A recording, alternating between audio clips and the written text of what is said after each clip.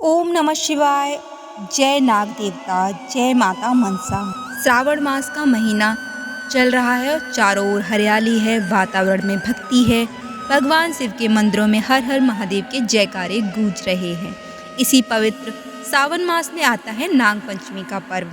लेकिन क्या आपने कभी सोचा है कि आखिर नाग पंचमी के दिन नाग देवता की पूजा क्यों की जाती है? क्यों भगवान शिव के गले में नाग विराजमान है? और नाग पंचमी से जुड़ी वह कौन सी कथा है जिसे एक छोटी बहू ने एक सर्प को अपना धर्म का भाई मान लिया और उसी भाई ने अपने बहन के मान सम्मान की रक्षा की? आज अमृतवाणी पर हम सुनेंगे नाग पंचमी की ऐसी लोक प्रचलित कथा जिसमें है बहन का विश्वास, भाई का प्रेम, परिवार के ताने और सच्ची श्रद्धा की शक्ति।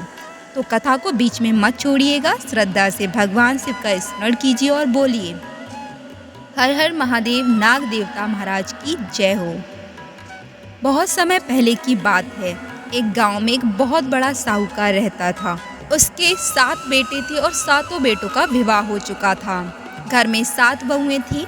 सभी बहुएं अपने अपने स्वभाव की थीं, लेकिन उनमें से सबसे छोटी बहू सरल हृदय, दयालु और धार्मिक विचारों वाली थी। एक दिन साहूकार ने घर की बहुओं से कहा, बेटियों, त्योहार आने वाला है, घर की लिपाई पुताई करनी है। तुम सब तालाब के पास से मिट्टी ले आओ। सातों बहुएं खुरपी और टोकरी लेकर मिट्टी लेने के लिए तालाब की ओर चल पड़ी। तालाब के किनारे पहुंचकर सभी बहुएं मिट्टी खोदने लगीं। तभी अचानक मिट्टी के अंदर से एक बड़ा सर्प बाहर निकला। सर्प को देखते ही बड़ी बहू घबरा गई।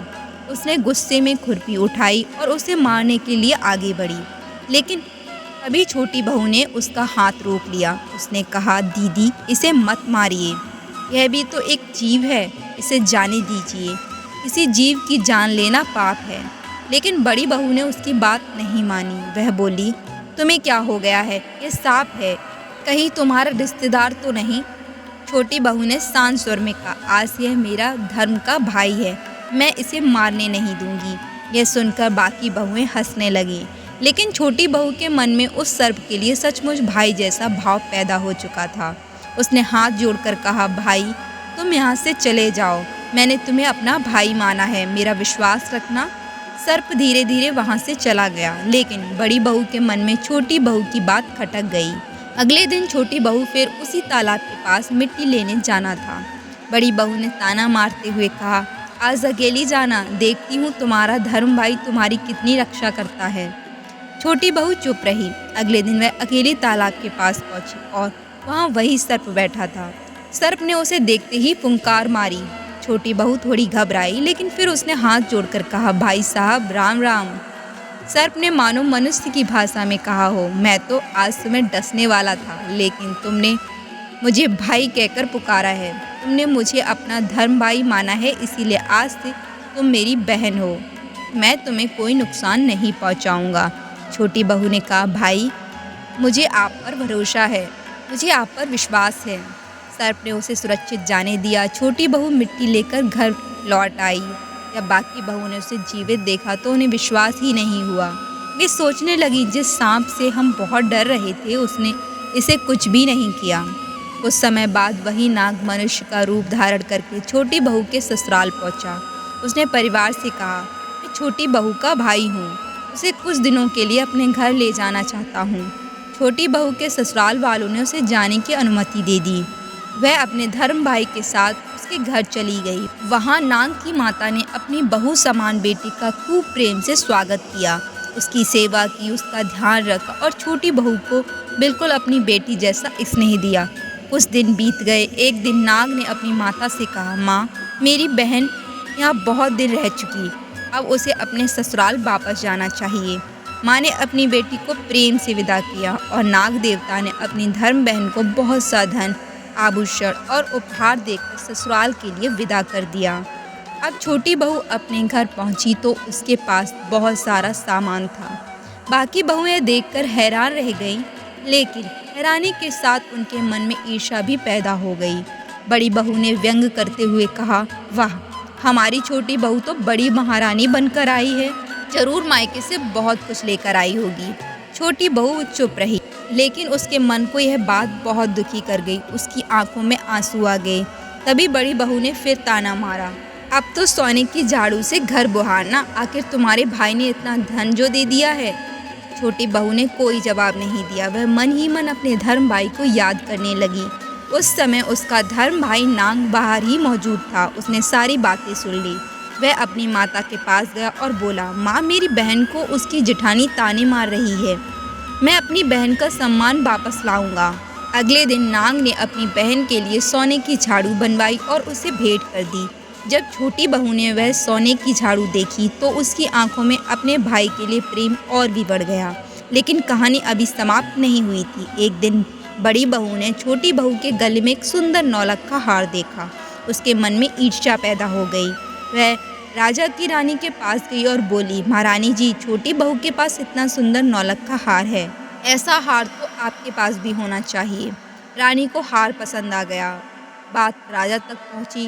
राजा ने छोटी बहू के पति को दरबार में बुलाया और आदेश दिया, अपनी पत्नी के पास जो नौलख का हार है वह लेकर आओ। वह हार महारानी को दे दिया जाए। बेचारा पति क्या करता। राजा का आदेश था। वह घर आया और पत्नी से हार लेकर दरबार में पहुंच गया।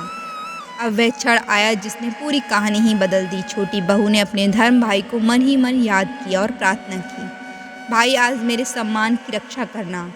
जब रानी ने वह हार अपने गले में पहना तो उसी क्षण वह हार सर्प के रूप में बदल गया। रानी डर गई। दरबार में अफरा तफरी मच गई। रानी ने तुरंत हार उतार दिया और राजा से कहा, यह कैसा हार है, इसमें तो सांप निकल आया। राजा ने छोटी बहू और उसके पति को दरबार में बुलाया। राजा ने पूछा, सच सच बताओ, इस हार में क्या जादू किया गया है।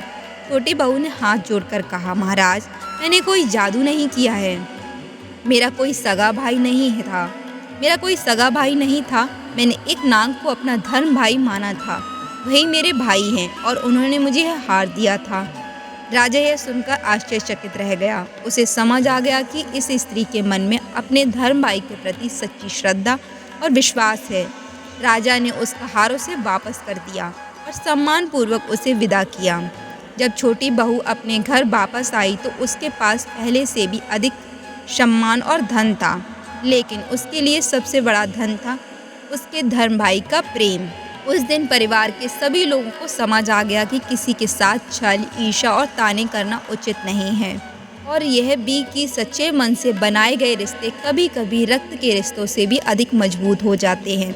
कहा जाता है कि इसके बाद छोटी बहू के पति ने गांव-गांव जाकर अपनी पत्नी और नाग देवता की एक कथा सुनाई, और तभी से सावन मास में नाग देवता की पूजा और नाग पंचमी के पर्व से जुड़ी इस कथा को श्रद्धा से सुनाने की परंपरा चली आ रही है। भक्तों, ये कथा हमें यही बताती है कि नाग देवता भक्तों, इस कथा का उद्देश्य केवल इतना नहीं है कि नाग देवता की पूजा की जाए। इसका उद्देश्य है कि हर जीव में जीवन है, हर प्राणी के प्रति दया रखनी चाहिए, और सच्चे मन से निभाया गया रिश्ता विश्वास की शक्ति बन जाता है। भगवान शिव ने अपने गले में नाग को धारण करके मानो हमें यह संदेश दिया कि प्रकृति के प्रत्येक जीव के प्रति सम्मान और करुणा का भाव रखना चाहिए। इस नाग पंचमी पर भगवान शिव और नाग देवता का स्मरण करें, अपने परिवार की सुख शांति की प्रार्थना करें, और मन में किसी भी जीव के प्रति घृणा नहीं बल्कि दया का भाव रखें। अगर आपको यह कथा अच्छी लगी हो तो कमेंट में श्रद्धा पूर्वक लिखिए ओम नमः शिवाय, और साथ ही लिखिए नाग देवता महाराज की जय हो। ऐसी पावन धार्मिक कथाओं, व्रत कथाओं और सनातन धर्म से जुड़ी महत्वपूर्ण जानकारियों के लिए अमृतवाणी चैनल को सब्सक्राइब जरूर करें, वीडियो को लाइक करें और अपने परिवार के साथ साझा करें।